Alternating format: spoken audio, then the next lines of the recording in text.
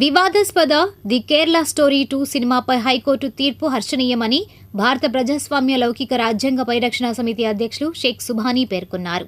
బుధవారం దుగ్గిరాల ముర్తుజా నగర్లో సమావేశం ఏర్పాటు చేశారు. ఈ సమావేశంలో మైనార్టీ నేతలు షేక్ హుస్సేన్ సాహెబ్, మహబూబ్ జిలానీ పాల్గొన్నారు. ఈ సందర్భంగా సుభానీ మాట్లాడారు. వివాదాస్పద ది కేరళ స్టోరీ 2 అనే సినిమాలో ముస్లింలపై దుష్ప్రచారంతో కూడిన సీన్లపై తీవ్ర అభ్యంతరాలు వ్యక్తమైన నేపథ్యంలో కేరళ హైకోర్టు ఇచ్చిన తీర్పు హర్షణీయం.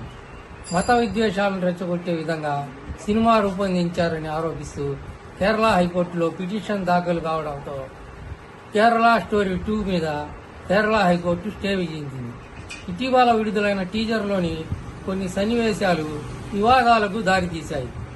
సినిమాలు ఏ వర్గాన్ని, ప్రాంతాన్ని కించపరిచేలా ఉండకూడదని, చట్టపరమైన నిబంధనలకు విరుద్ధంగా అభ్యంతరకర దృశ్యాలు, డైలాగ్స్ ఉండకూడదని హైకోర్టు సూచించింది.